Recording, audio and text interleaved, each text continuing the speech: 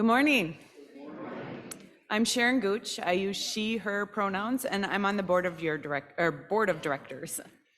Welcome to White Bear Unitarian Universalist Church. We are a community of youth, adults, and children held together by covenant, not creed. We are a people of many diverse theologies. Together, we share the values of courage, reverence, and compassion. May you know deep welcome and belonging in this place. We encourage that welcome by asking everyone to wear a name tag and to silence your cell phones.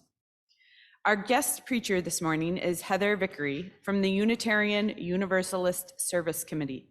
Heather is the coordinator of congressional activism at the UU Service Committee, and as such, works with congregations, state action networks, and other groups that want to do their social justice work more effectively and faithfully. She is part of the Congressional Accompaniment Project for Asylum Seekers that matches and supports congregations with asylum seekers needing sponsorship and coordinates with UUSC's frontline trans partners working to get our beloveds safe and free. Outside of her work, Heather coordinates the Beyond Bond and Legal Defense Fund, which is part of the wider Boston Immigration Justice Accompaniment Network in Massachusetts, and is an active member of her UU church, First Parish Malden, and an aspirant to UU ministry. Welcome, Heather. We are glad you are here.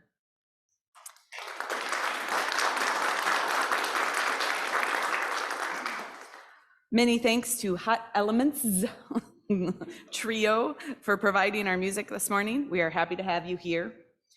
To share a request for today's meditation, please place it in the chat box before the opening hymn or add it to our meditation bowl.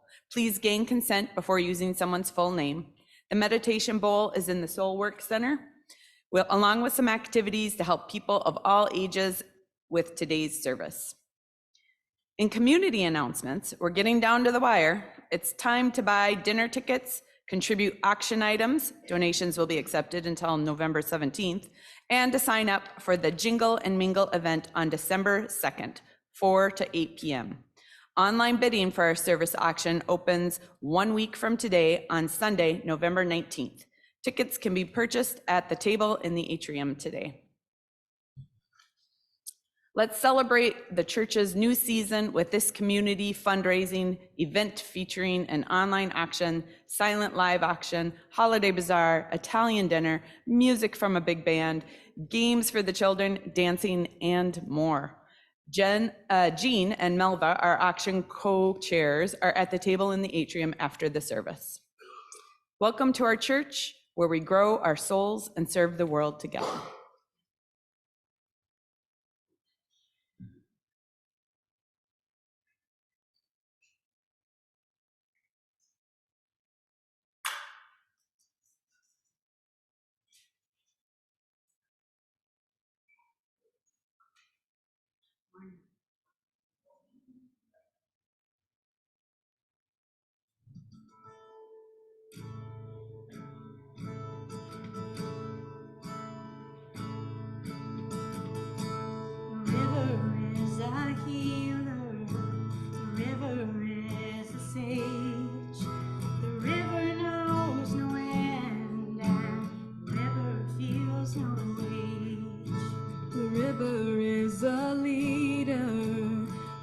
Single day, it's living in the moment, and it always finds a way. Water heal my body, water heal my soul. When I go down to the water, by the water I feel whole. The river calls me over, it's calling out my name. In the day and in the night, I hear the river all the same.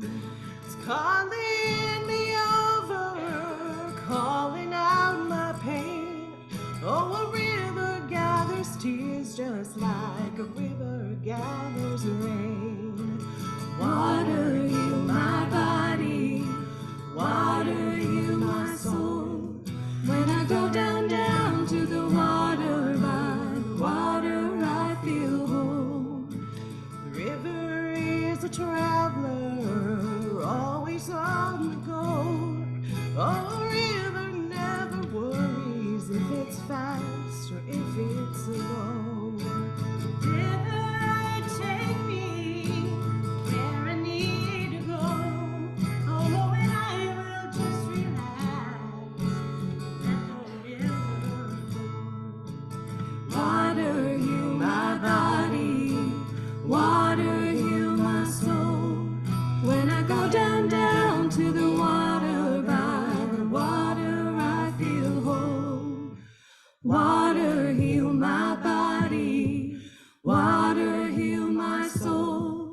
When I go down, down to the water, by the water I feel whole.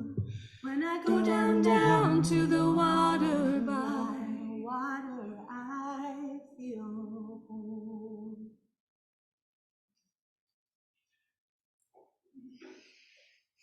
Good morning again.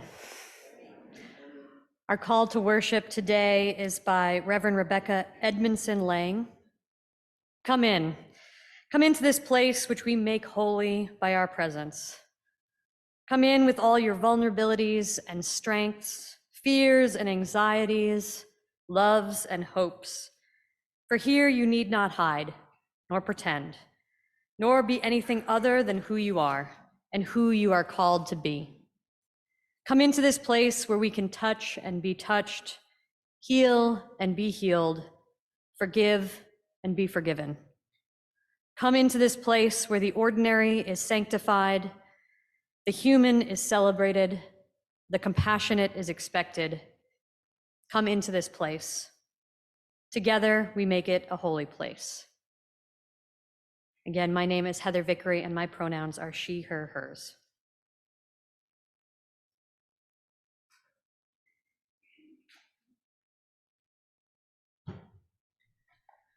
I'm Reverend Jessica, and my pronouns are she, hers.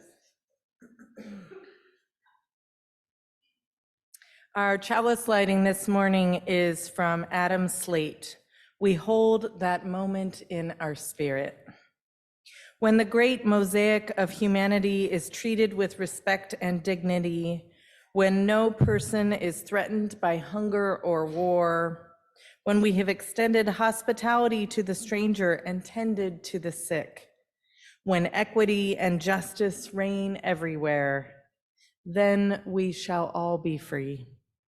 We light this flame to hold that moment in our spirit and in our minds until we can make it real. Please rise in body or spirit for our opening words. I invite you to join me in saying them. Love is the spirit of this church, and service is its law. This is our great covenant, to dwell together in peace, to seek the truth in love, and to help one another. Please remain risen for our opening hymn, number 134 in your gray hymnal, Our World is One World.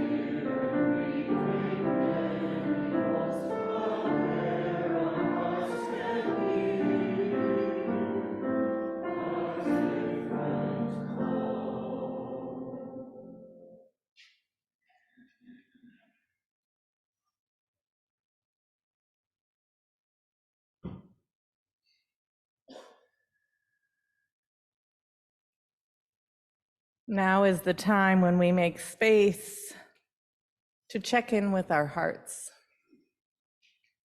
So I invite you into a spirit of meditation and prayer, whatever that might look like for you.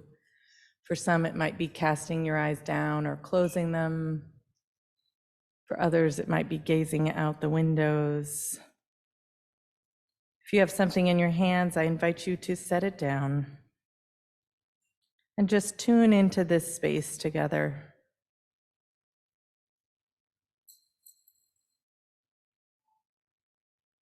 Often our minds and our bodies are just going. And so it is a gift we can give ourselves to just settle in for a moment, to just breathe. Notice the air coming in and out of our bodies.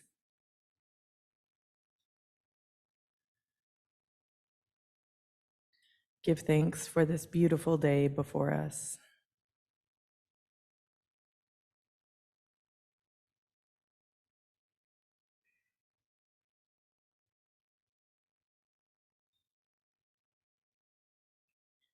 This morning we lift into prayer longtime member David Heath.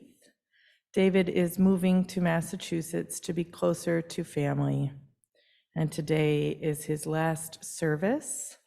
He will be here for coffee hour to say goodbye to so many beloveds. Today we lift into prayer the veterans among us, the veterans that we are connected to, as Veterans Day was yesterday. We pray that we work towards a world with no war, and we honor the people who gave their lives for us and who came home with the long-term effects of war.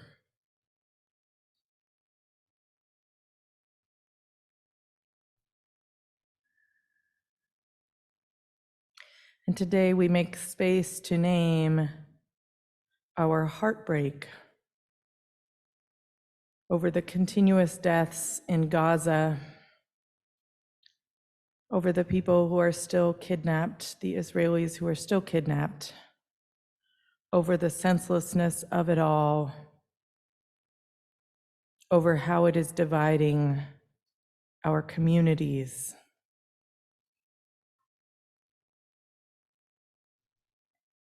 We pray for peace, for people to have access to power and food and water, access to be able to live.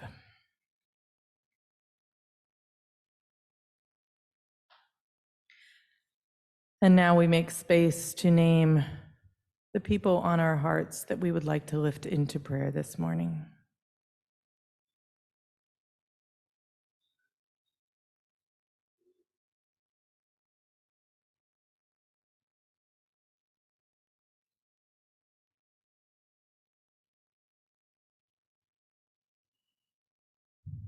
Holy One, one who goes by many names, we lift up these names that have been named on our hearts and on our lips. May they feel held in a circle of care, extending out from all of us. May they know that they are part of this interdependent web of which we are all a part. May we remember that we are a part of that web when we feel alone, lost, and worried when our hearts are breaking. Help us to go towards love and joy and justice. Help us to remember that there is space for all of those. And help us to remember that we do not have to go it alone. Amen and blessed be. Please remain seated for hymn number 131 in your gray hymnal, Love Will Guide Us.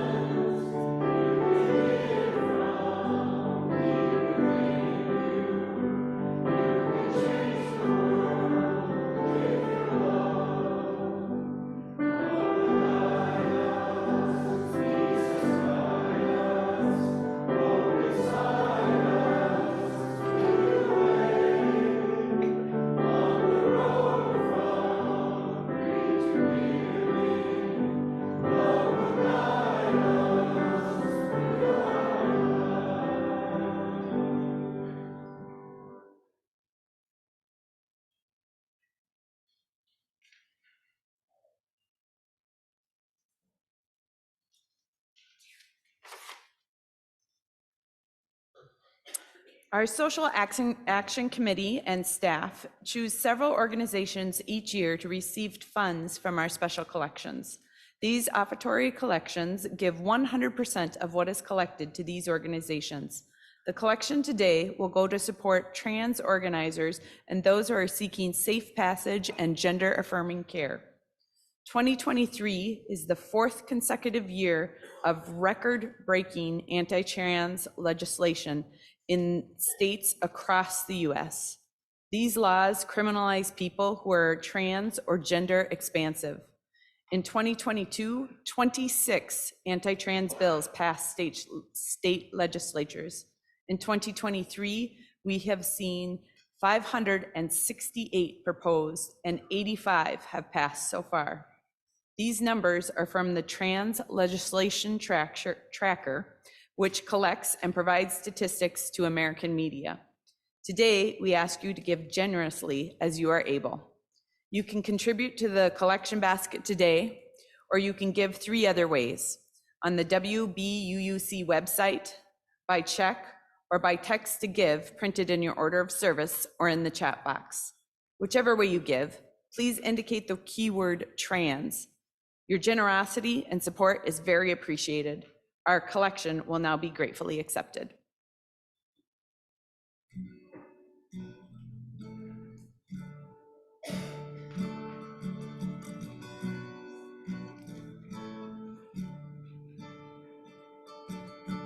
This is the sound of one voice, one spirit, one voice, the sound of one who makes a choice. This is the sound of one voice. This is the sound of one voice.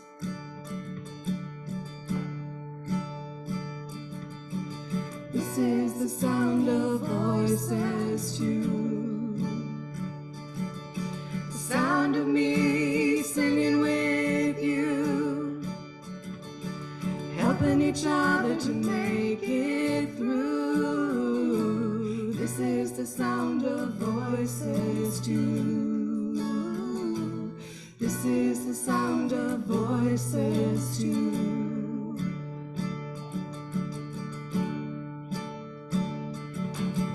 This is the sound of voices three, singing together in harmony, surrender into the mystery. This is the sound of voices three. This is the sound of voices three.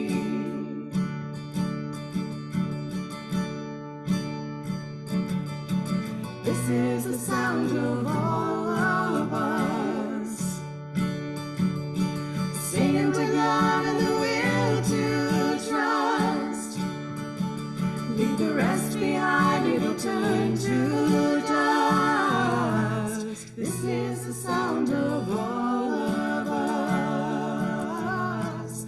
This is the sound of all of us. Ooh.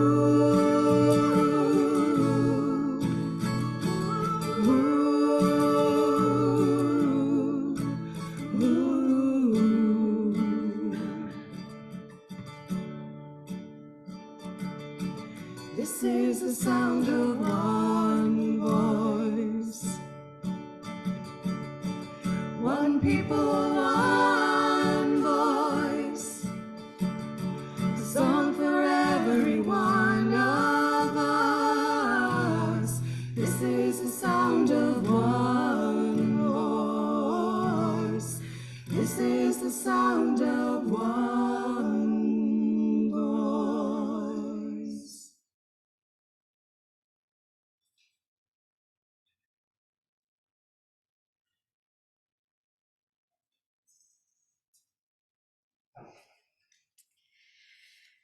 Today's reading is called Troublemaker Blessing, and it's adapted from Laurie Stevens and Cody Hooks. We are the holy troublemakers, the mystics and the misfits, the doubters and devil worshippers, the Afrofuturists and magical realists, the so-called heretics, heathens, and hedonists. Hell, even the kinks and trekkies fit under this sparkly umbrella. No category can contain us. We're basically everything else. We are the pesky shadow sewn to the feet of all great traditions, teachings, and institutions. We embody the eternal unknown, the stubborn mysteries, the uncontrollable forces of nature. We are human prisms, breaking plain white light into a riot of color. The monsters under the bed who remind you that there's as much to be learned from the sacred darkness as there is in the light. We are the mischievous seekers who demand to know why, how come, and what's the point. Our only doctrine is that no truth is the whole truth. No way is the one right way. We celebrate the queers, the forbidden lovers, the shapeshifters, the box breakers. Thank you for creating the unimaginable just by being your outrageous selves. We celebrate the pagans, the witches, folk healers, midwives, and death doulas, those whose allegiance is first and foremost to this dirty, bloody, beautiful planet Earth. Thank you for keeping humanity's feet on the ground and our eyes on the stars. We celebrate the atheists, agnostics, and non-believers. Thank you for laughing at the powerful and for doubting absolutely everything with such gleeful fierceness. We invite all to plant the ancient seeds of questions. May they bloom into fabulous futures. Bless the world with your unique imperfections, your change, your holy failure, your sacred resurrections. May you wake every morning with stardust in your eyes. O little universe, may you love forever.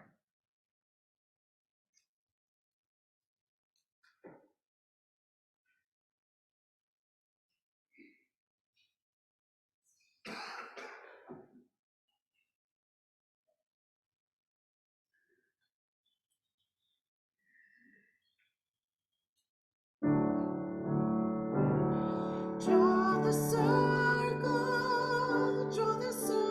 wide.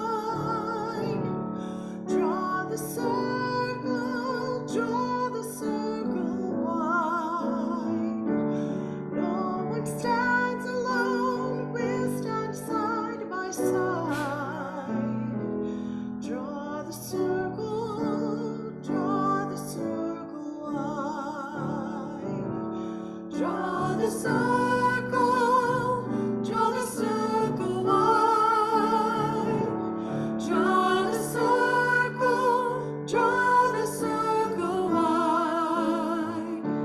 No one stands alone, we'll stand side by side.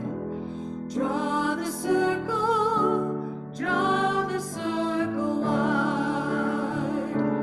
Draw the circle wide. Draw it wider still. Let this be our song. No one stands alone, standing side by side. Draw the circle wide. Draw the circle wide. Draw it wider still. Let this be our song. No one stands alone, standing side by side. Draw the circle wide. Draw the circle wide. Draw the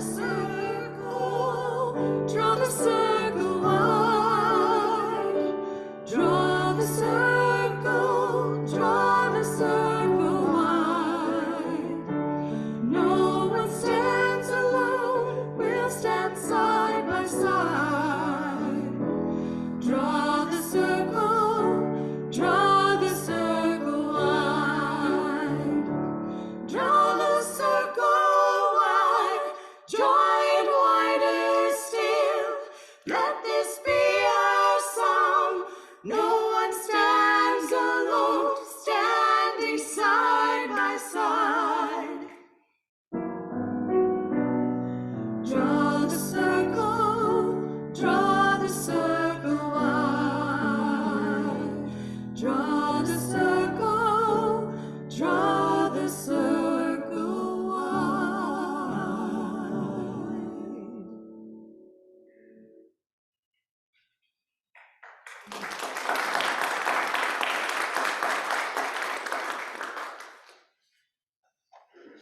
That was beautiful. Good morning again, friends. I am so happy to be here with you all on this Sunday.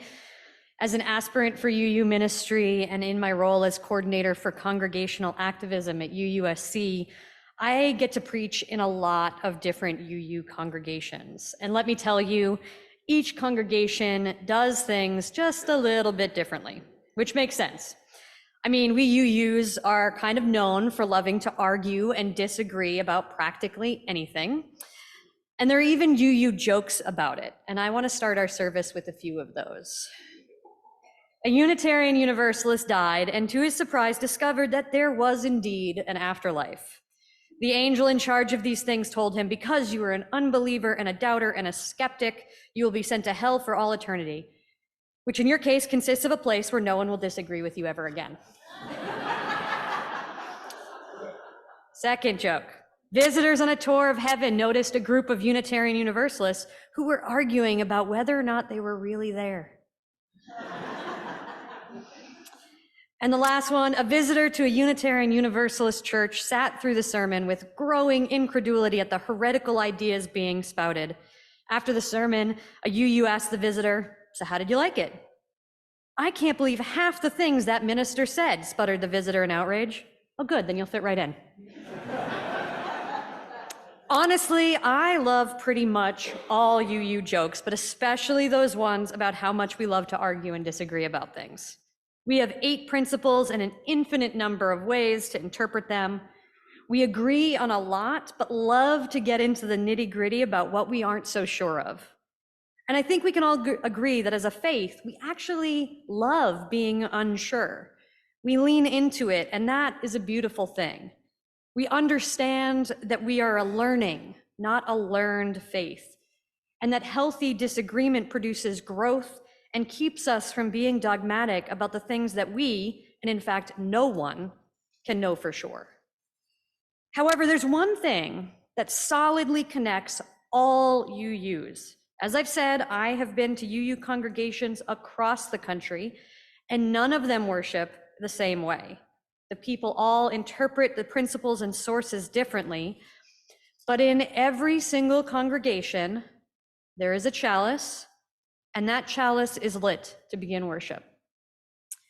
Now you might be thinking, I thought this worship was going to be about how our faith calls us to support our trans beloveds in these times of fascist threats against their humanity.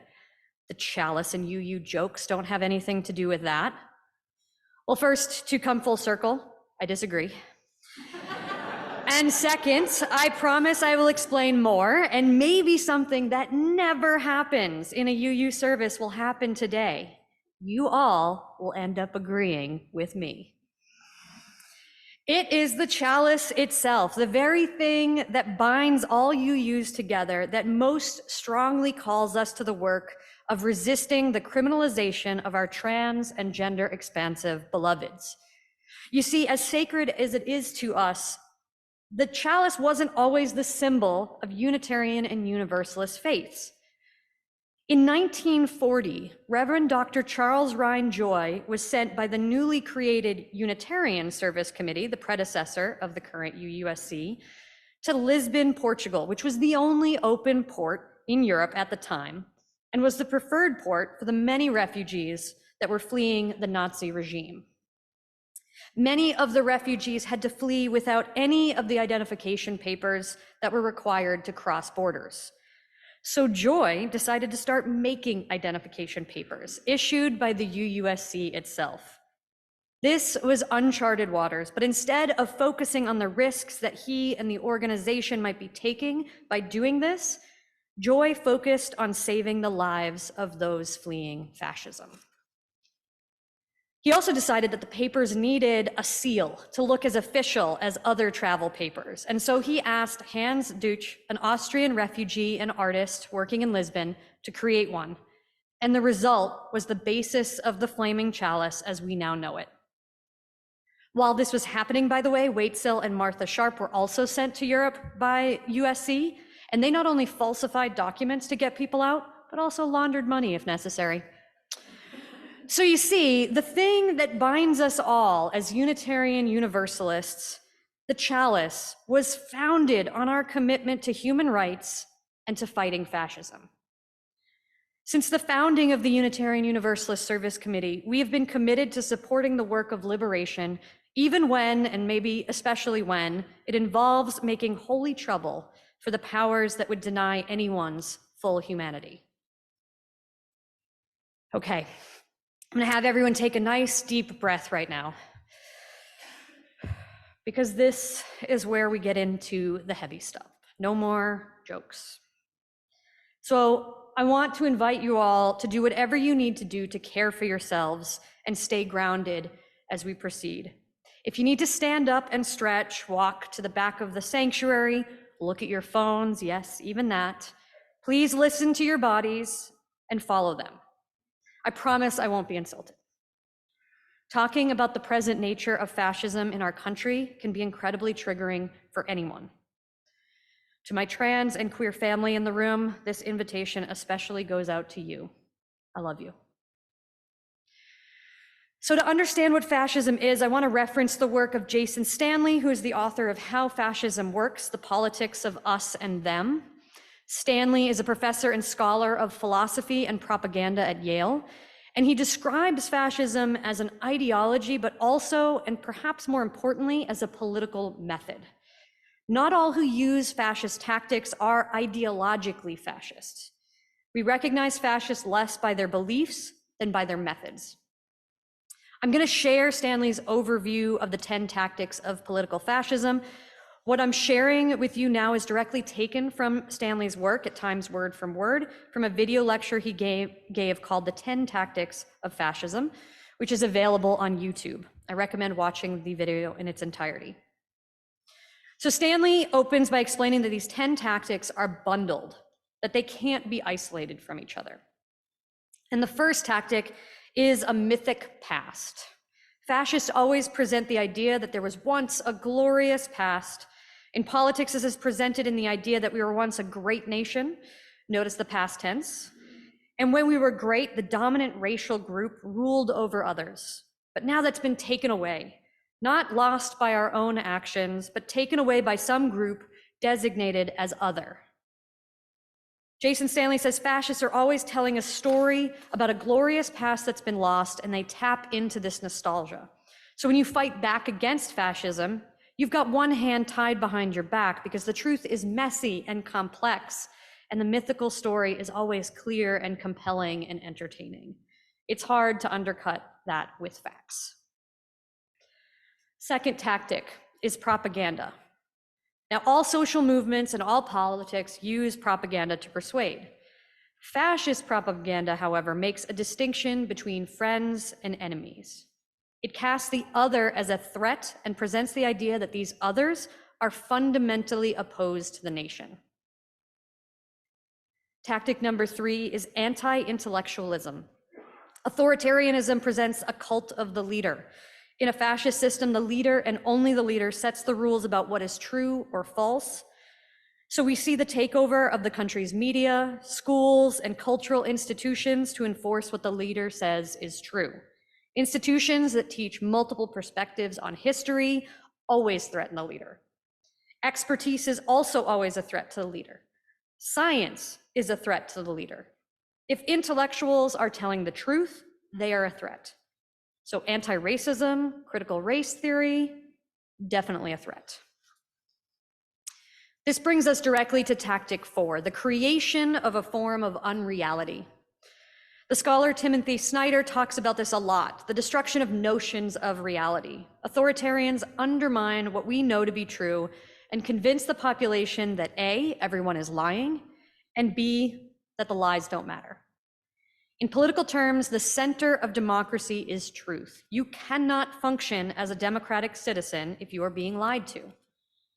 Jason Stanley says, if you're going to rip the heart out of democracy, you get people used to lies. The 5th tactic is hierarchy.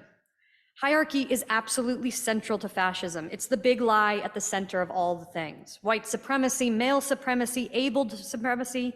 These lies assign people superiority and the privileges and benefits that go with that superiority.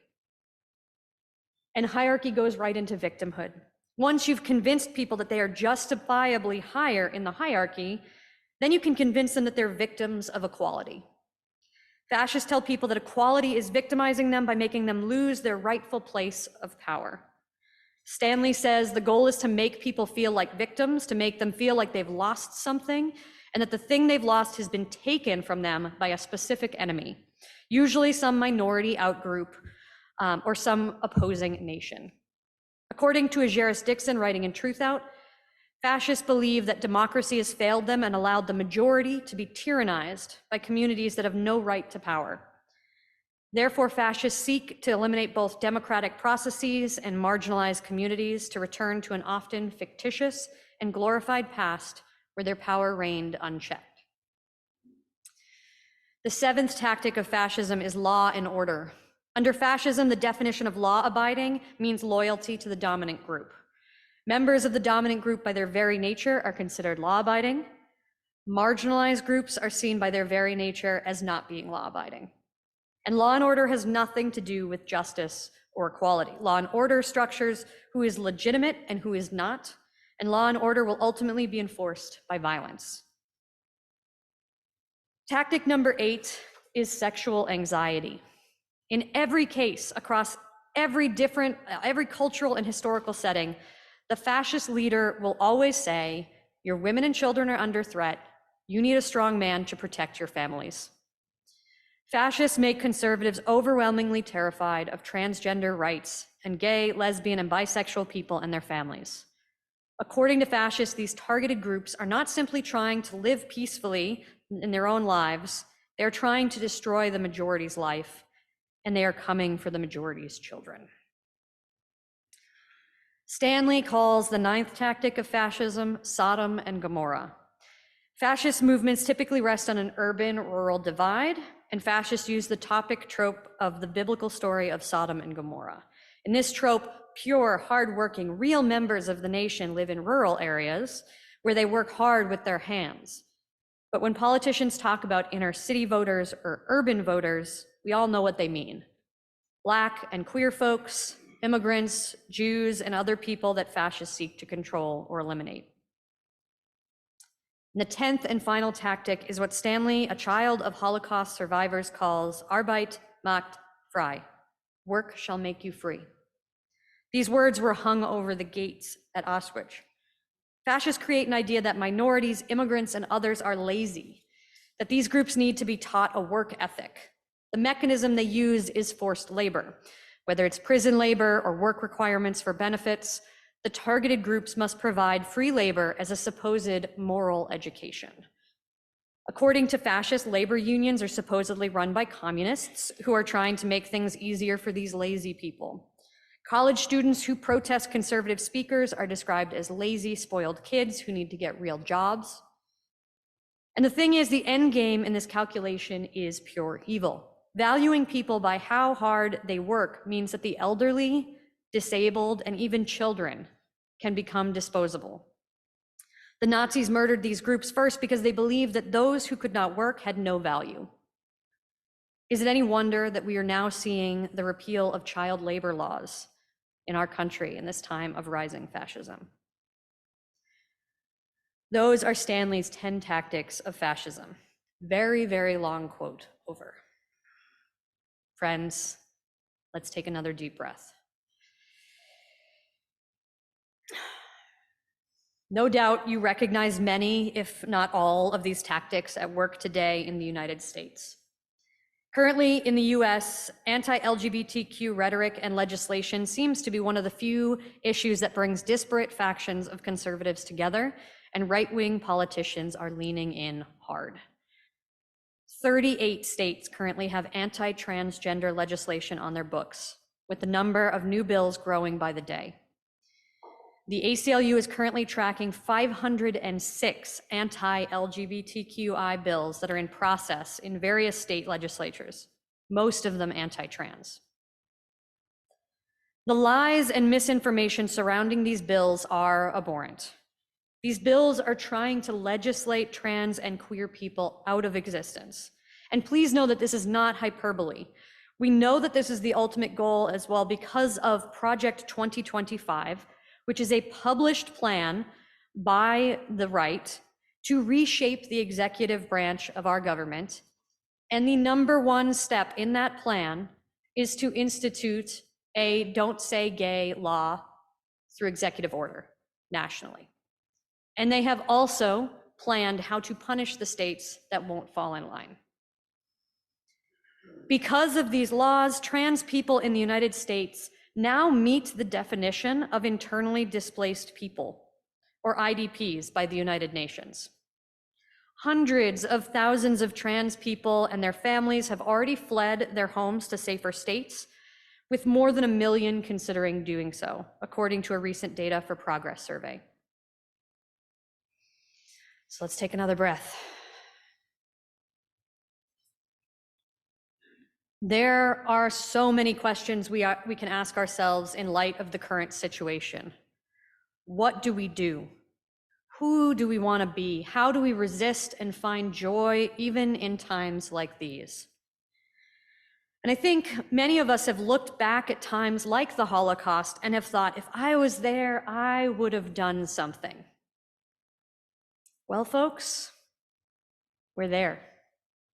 What is the something we are going to do? What is the something you are going to do? Earlier this year, an organization led by Indigenous trans activists approached UUSC and asked if we could help trans folks relocate to safer states. They saw the work UUSC is doing with congregations in supporting asylum seekers and wondered if the UUs had the networks, infrastructures, and desire to support a different kind of asylum seeker, ones driven from their US-based homes and communities. In this work with trans activists, we are in an interfaith coalition with Quakers, Jews, Mennonites, the United Church of Christ, and much more. We are exploring partnerships with mutual aid networks and anyone else who is saying, no, I will not let this happen, not on my watch. We are working to create networks of safety and direct support for trans beloveds and their families who need to relocate, access healthcare across state lines, or stay as safe as possible where they are. Because of safety concerns for these trans organizers and the people they are serving, we are prioritizing their security above all, which is allowing us to move together in deep trust during these crucial, frightening times. This is why I'm not sharing any names of the organizers or passengers or even the network itself. We also don't put this work on social media or even on the UUSC website. So this might be the first time you're hearing about it. Similar organizations and trans organizers are regularly experiencing doxing, which is when people expose their personal information, and other violent threats. And we want to delay our partners becoming a target for that as long as possible. And this also creates a challenge in mobilizing UUs and like-minded justice lovers. Our requests for assistance have to be through networks that are trusted and somewhat closed. So that is why I'm bringing this to you in this way today, my friends. And I want to talk about 3 important ways you can get involved in this critical work. First, you can volunteer. We're looking for people to be a part of a village of support when folks relocate. We need hosts to offer spaces in their homes or churches. And we need volunteers to provide support in navigating government programs, accessing healthcare, finding employment, and establishing social connections. We're especially looking for trans, non-binary, and gender-expansive folks who might be willing to act as virtual travel companions, or shepherds, as we sometimes call them, on legs for the journey as people move out. By joining forces, we can provide a safer exodus and a welcoming community for those settling in this area. The second way you can support is make a gift. I'm so grateful that you all are designating your special collection to this work. These efforts to support our trans beloveds require financial resources. Your contributions will help us address the practical needs of those seeking sanctuary, respond to their immediate needs, and set them up for success in their new lives. The First Parish in Malden, Mass. has generally offered to act as a fiscal sponsor for this work. And please know that all donations in their entirety are moving directly into the hands of trans-led organizers and being used to support trans and non-binary people in accessing the resources and support they need to survive and thrive. If you want to know more, I brought cards with more information and we can talk after the service. And third, skill up. We are all in different places on our justice journeys. Some of us here are trans or gender expansive, and this is your lived reality. Others of us may be new to the wonderful world that awaits beyond the gender binary.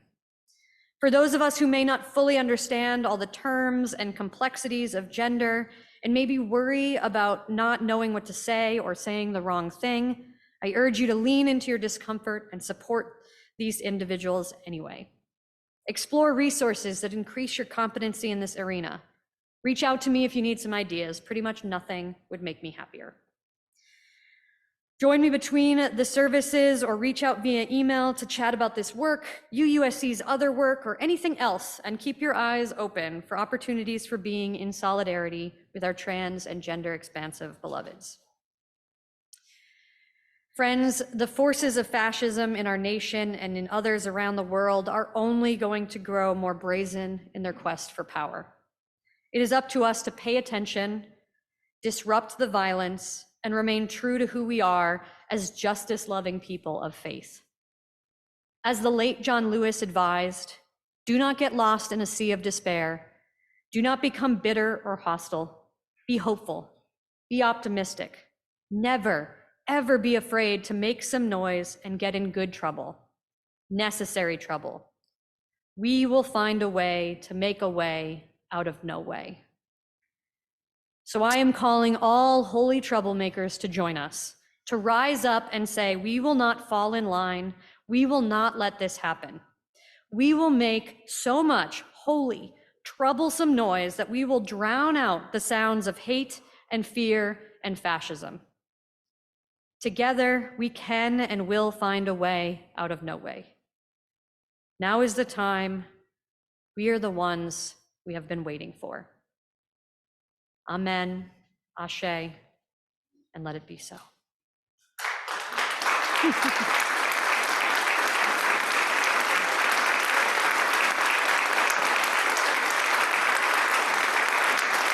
Y'all are too kind. Now, please rise in body or spirit for our next hymn, Keep On Moving Forward. We're gonna keep on moving forward. We're gonna keep on moving forward. Keep on moving forward. Never turning back. Never turning back. Loudly. Keep on singing loudly. Keep on singing loudly. Never turning back. Never turning back. Keep on loving boldly. Keep on loving boldly. And keep on loving boldly. Never turning back. Never turning back. Gonna reach across our border. Gonna reach across our border. Gonna reach across our border. Never turning back. Never turning back. Gonna keep on moving forward. Gonna keep on moving forward. Gonna keep on moving forward.